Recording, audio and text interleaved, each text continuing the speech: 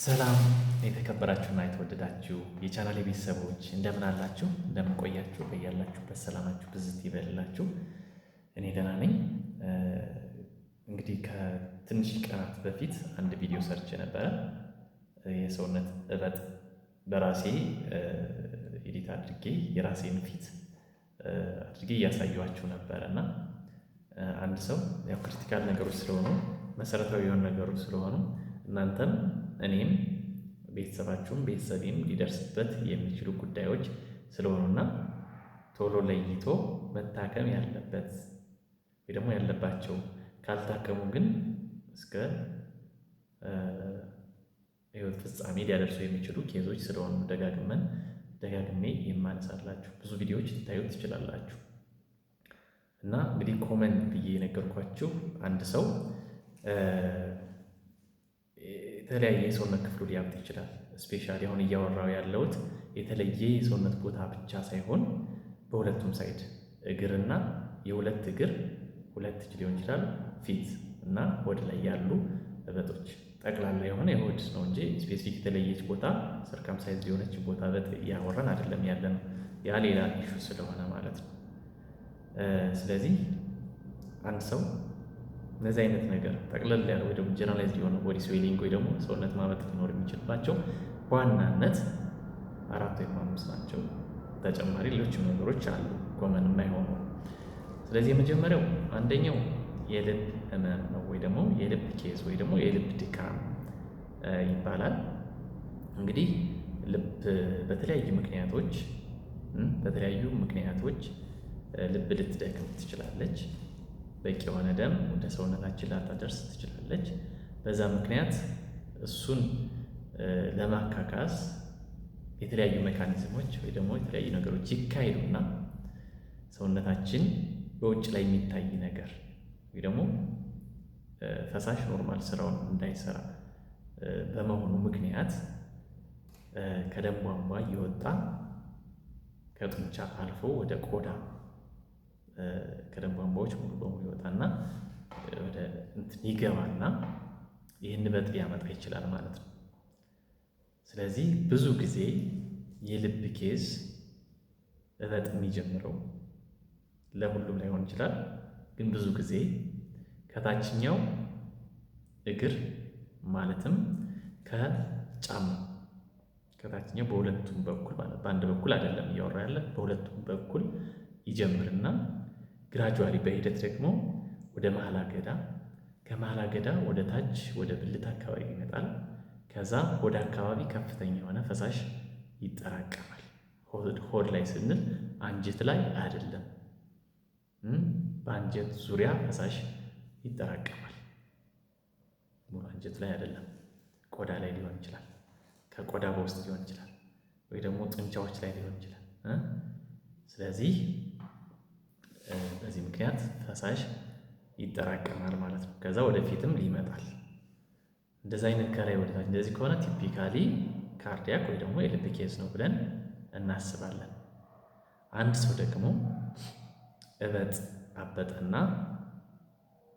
ወደ ሕክምና ባለሙያ ሲመጣ ምልክቱ ከየት ነው የሚጀምረው ወይ ደግሞ ከየት ነው የጀመረው ብሎ ይጠይቃል። የመጀመሪያ ጥያቄ ይሄ ነው። ስለዚህ ታማሚው የጀመረው እዚያ አካባቢ ነው ማበጥ ጀመረው፣ ከዛ እንደዚህ እያለ ወደ ታች እየወረደ መጣ የሚለን ከሆነ ባለሙያው ምን ያስባል? ይህ ነገር የኩላሊት ህመም ሊሆን ይችላል ብሎ ያስብና ምርመራዎች ይደረጋሉ፣ ሕክምናው ይጀመርለታል ማለት ነው። ሕክምናው ይጀመርለታል። ሌላው አንድ ሰው ስፔሻሊ ህፃናት ከፍተኛ የሆነ ወይ ደግሞ ሲቪር የሚባል የምግብ እጥረት ወይ ደግሞ ማልኒትሪሽን የሚባለው ነገር ሲገጥመው በተመሳሳይ እነዚህ ከፍተኛ የሆነ የሰውነት ማበጥ ይኖራል። የሰውነት ማበጥ እንግዲህ ያው ኮምፐንሳተሪ ሜካኒዝም ሰርቶ መቋቋም ሲያቅተው ፈሳሽ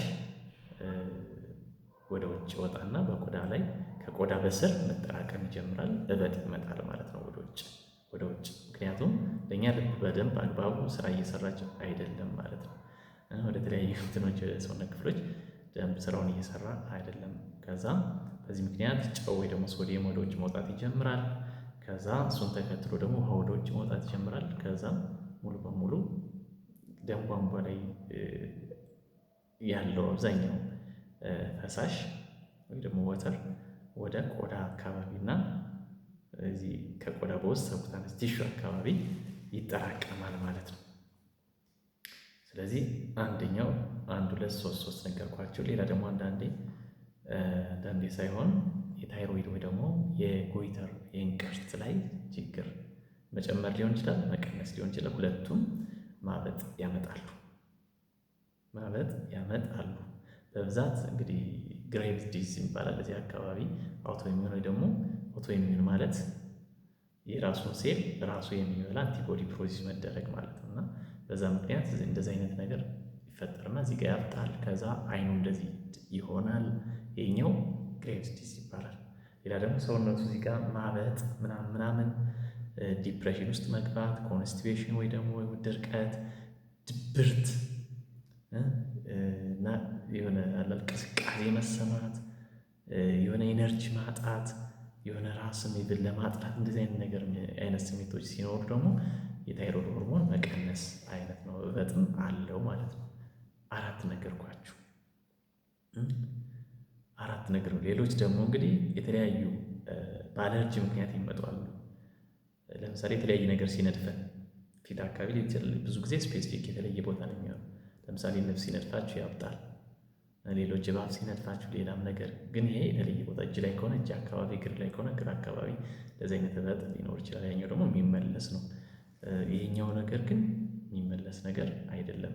ይሄኛው አለርጂ ብዙ ጊዜ የሆነ ቦታ ለምሳሌ እዚህ የአየር ቧንቧዎች አካባቢ፣ የምግብ ቧንቧዎች አካባቢ ከዘጋ ምናልባት የህይወት እንትን ሊያመጣ ይችላል።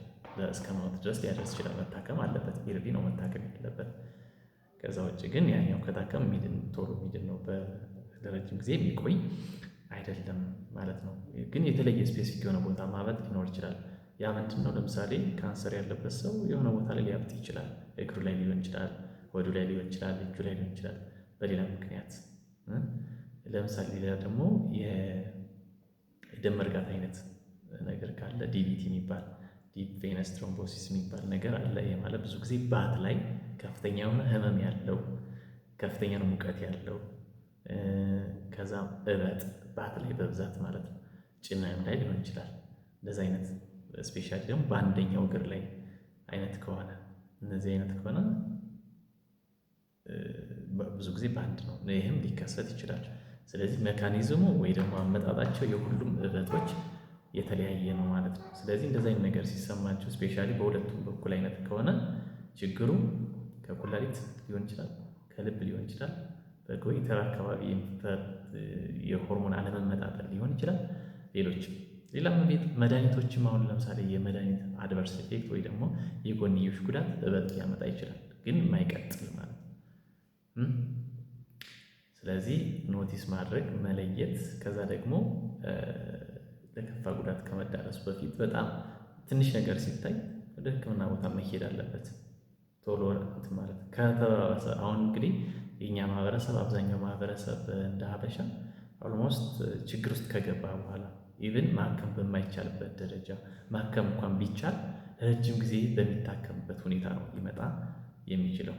ነገር ግን ቅድሚያ ቢመጣ በትንሽ መድኃኒት ማከም የሚቻልባቸው ብዙ ኬዞች አሉና ምናልባት እዚህ ቪዲዮ ወይ ደግሞ ይህን ቪዲዮ የምትመለከቱ እህት ወንድሞች እናንተ በራሳችሁ መልእክቱን ወስዳችሁ ለቤተሰብ እንደምታስተላልፉ ተስፋ አድርጋለሁ። እንግዲህ ከተመቻችሁ ይመቻችሁ። በሌላ ቪዲዮ እስከምንከሰት ሰናይ ጊዜ ይሁንላችሁ። አመሰግናለሁ። አብራችሁኝ ስለነበራችሁ ይመቻችሁ።